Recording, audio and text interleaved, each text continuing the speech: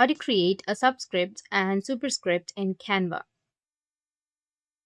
So if you want to create a subscript and superscript in Canva, then what you need to do is first, you just need to simply open up your browser and then go with your Canva.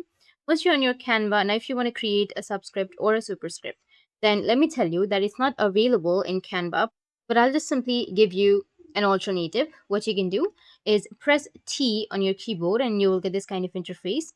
And I'll go with X. Now again, you need to press T and then enter the square. Once done, adjust it however you like. Now, there is a problem here. If you want to move this x square, then you need to move these two individually, right? So I have a solution for that. What you need to do is select these two, and then on top, as you can see that you will have group option, click on group, and now the problem will be fixed. In this way, you'll be able to create a superscript and subscript will also be created in the same way. If you found this video helpful, hit the subscribe button and thanks for watching.